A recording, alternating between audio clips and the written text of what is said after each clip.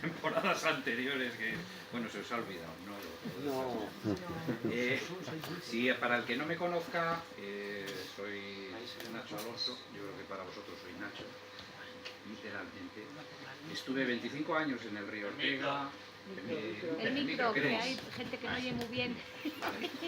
Gracias. El micro, y creo que no espero daros muchas voces.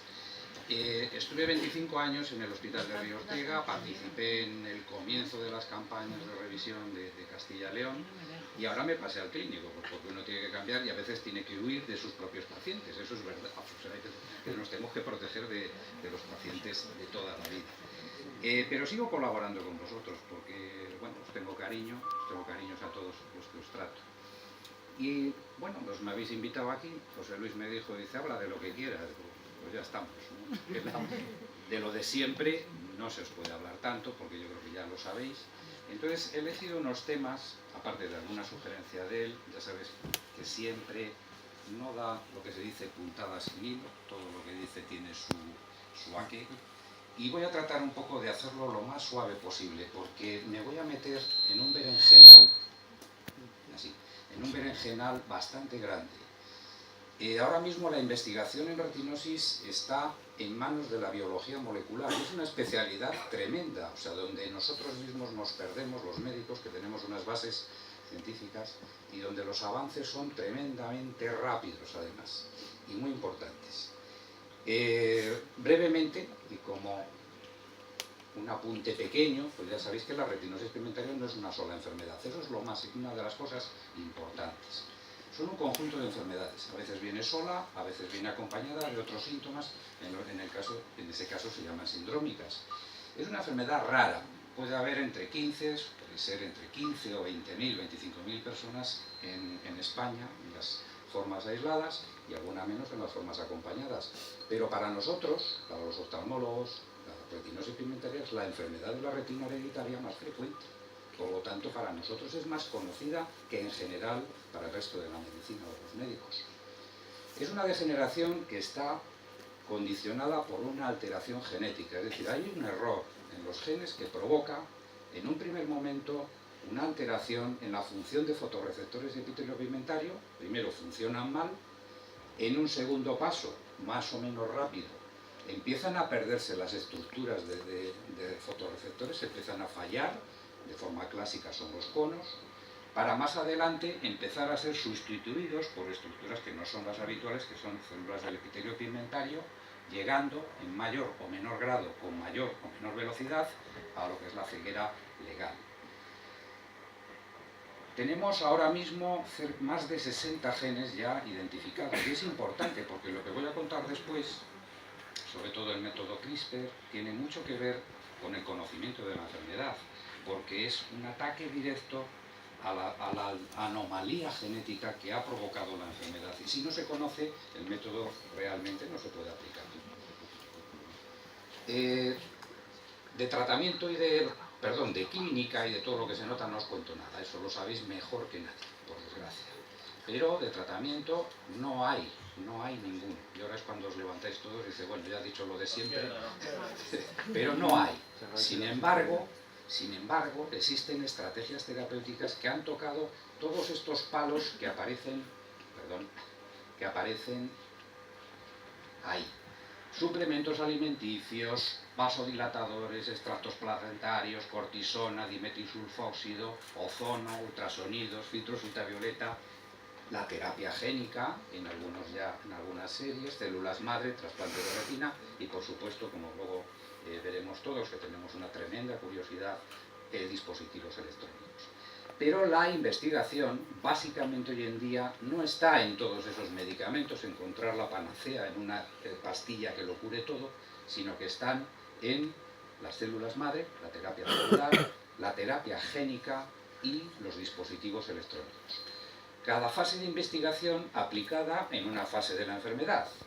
Los tratamientos genéticos en el comienzo, en el origen de la enfermedad, tratando de pararla en las partes o las fases más iniciales, las células madre tratando de reponer el daño ya hecho, y los dispositivos electrónicos regenerando la función que con el tiempo se haya podido perder en las fases más avanzadas.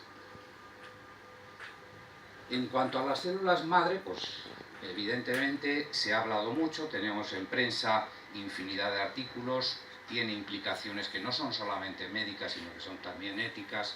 En fin, se trataría, la base es tener una célula de las que son capaces, dependiendo de dónde se sitúen, de reproducirse y de transformarse en células especializadas, dependiendo de la función que se trate de conseguir.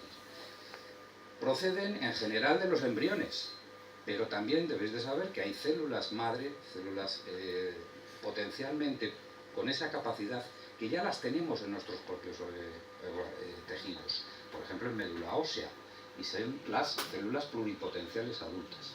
Pero en laboratorio se están consiguiendo series de células pluripotenciales inducidas, es decir, especializadas y modificadas para que cumplan mejor su función. Lo que se intenta es que estas células reemplacen, básicamente reemplacen los tejidos, directamente los tejidos que se han dañado. Pero también hay células que se encargan de mejorar las condiciones de los tejidos que ya existen. Y son células que mejoran o rescatan las condiciones deteniendo la enfermedad. Trataríamos, por lo tanto, de tener células que regeneran tejidos, pero también células que conservan función. Tiene unos grandes inconvenientes, y el primero es el descontrol que puede haber. Son difíciles a veces de controlar y existe un riesgo de que proliferen en exceso. Uno tiene en la cabeza lo que es el cáncer. El cáncer no es más que una alteración celular y un crecimiento totalmente descontrolado que provoca grandes desastres. También el funcionamiento. La retina es de una forma muy sofisticada, funciona de una forma muy sofisticada y pedimos mucho a veces el que una célula no solamente se transforme en fotorreceptores, sino que esos fotorreceptores además sepan funcionar, sepan conexionarse con el resto de las células de la retina, las células ganglionares, el resto del complejo retinal, y encima nos proporcionen otra vez una visión que de por sí es muy compleja. Y existe también el problema del rechazo. Por supuesto, el sistema de aplicación. Eso quizás sea lo de menos, porque hoy las técnicas quirúrgicas en oftalmología avanzan mucho, somos capaces de dar la vuelta a la retina, colocar las células debajo, volverla a colocar y esperar que eso germine, ¿no? Que eso funcione. Pero todos estos problemas son hoy en día un poco la base de lo que se está estudiando. Todo está en laboratorio, de momento. Existen estudios que son de tipo regenerativo, o sea, de los que tratan de reproducir anatómicamente la retina y esperar que luego funcione, y existen también los estudios que son tróficos, que son los que, inyectando células en la retina, se espera que el funcionamiento de la retina funcionante se siga conservando, por lo menos más tiempo. Y lo que sí que queda claro, que aunque haya estudios en distintos hospitales, ensayos clínicos con 18, 20 pacientes, todas estas células que ya tienen estirpe se consideran como células de terapia avanzada. Ya están registradas algunas, las células mononucleadas de médula ósea, etcétera, etcétera. Y los resultados parece que son alentadores, pero son poca gente. Y es una gente que tiene distintas enfermedades, por decirlo así, aunque todas ellas se llamen retinosis pigmentaria. Por eso las conclusiones hay que sacarlas con mucha cautela. Y todo siempre, siempre, siempre se debe hacer bajo las condiciones legales y de seguridad para todos de un ensayo clínico. O sea, bajo las leyes que hacen que toda la seguridad de estos tratamientos sea máxima y también los resultados sean lo más fiables posible. José Luis, que decía antes que no da puntada sin hilo, me pasó y yo voy a confesar mi ignorancia. Leo poco los artículos, desde luego menos que vosotros, y mucho menos de biología molecular. Y yo voy a meter en un berenjenal que espero que vosotros entendáis. He tratado de entenderlo y evidentemente si uno no lo entiende es muy difícil que procuremos entenderlo los demás o explicarlo. Y me pasa en un papel, dice, queríamos que hables del método CRISPR.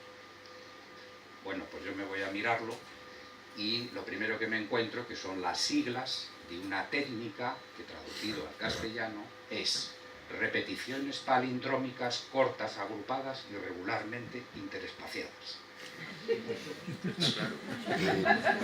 Así nos quedamos todos, ¿eh? Pero lo confieso, digo, vale. José Luis, me estoy acordando de ti.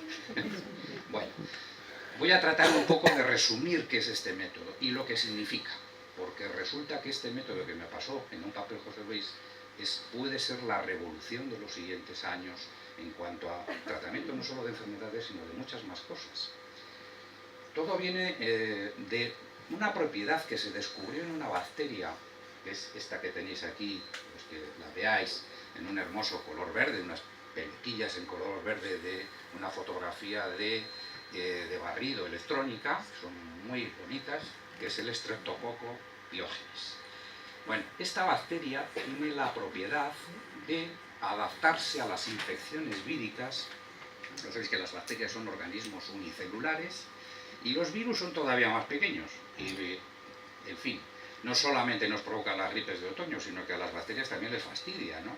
Entonces, el virus tiene a veces la propiedad de meter su genoma, es decir, su código genético, en el código genético de la bacteria y, de alguna manera, no solamente hacer que funcione mal, sino que la propia bacteria casque, ¿no? O sea, muera. Bueno, pues estas bacterias se descubrió que tienen un mecanismo en su propio genoma de una serie de parte del ADN que parecía inerte, pero que cuando la bacteria detectaba que el ADN tenía una partícula viral extraña y, por supuesto, dándole problemas, esa parte inerte se transformaba mediante con una nucleotidasa en un molde que iba a esa zona del virus, la cortaba y pegaba la zona que debía. Y no solamente eso, sino que además la nucleotidasa dejaba una marca de esa zona para que otro virus similar no hiciera lo mismo. O sea, no solamente se estaba librando del virus, sino que además se estaba autovacunando de ese problema. Eso fue en 1987 y esa era una propiedad de estas bacterias. Allá por el año aproximadamente 2012 hubo un artículo en Nature de dos científicos que empezaron a atisbar que ese mecanismo genético podría tener una implicación metodológica en algunas reparaciones del ADN de humanos. Pero fue ya alrededor del 2015 cuando estos dos autores que figuran aquí, Zhang y Church, los dos americanos, uno en Massachusetts y el otro en Harvard, prácticamente a la vez, con muy pocos meses de diferencia y de forma independiente, determinaron el método, realmente el método CRISPR, que es CRISPR-Cas9. CRISPR es el método, es el molde, Cas9 es el ejecutor, es una nucleotidasa, es una enzima que se encarga de colocar ese fragmento en su lugar, reponiendo el error. Hoy en día la ciencia no solamente avanza una barbaridad, sino que se ha convertido en un negocio, por lo menos en ciertas partes de la ciencia. Y ahora mismo Zhang y Church lo primero que hicieron fue patentar el sistema. Lo patentaron de forma independiente, pero es un sistema muy similar, no digamos que idéntico. Y en estos momentos hay una guerra de patentes tremenda, porque la repercusión que tiene este sistema no solamente abarca la medicina, abarca la agricultura, abarca a la industria y a otra serie de áreas. Y en estos momentos hay una guerra de patentes con sus empresas detrás tratando de atribuirse el sistema. Uno de ellos, Church, ya dice que este sistema, como la penicilina, debería ser de la humanidad y no debería pertenecer a ninguna industria. Pero la realidad es esa. Trabajan los científicos para empresas y las empresas tratan de tener su rendimiento. Sin empresas, mucha investigación no existiría y deben un poco combinarse las cosas. Vamos un poco a lo que es repeticiones palindrómicas, cortas, agrupadas, irregularmente interespaciadas. Pues, ¿alguien ha entendido algo? No. Si digo, esto es un corta y pega de los ordenadores de Word, empezáis a entender ya. Bueno, todo se trata del ADN. Nosotros tenemos, hace más de 50 años, un Nobel de Medicina, Severo Ochoa, que fue el precursor, el que descubrió el RNA. Toda la información de lo que va es una célula y de lo que va a hacer está en su DNA.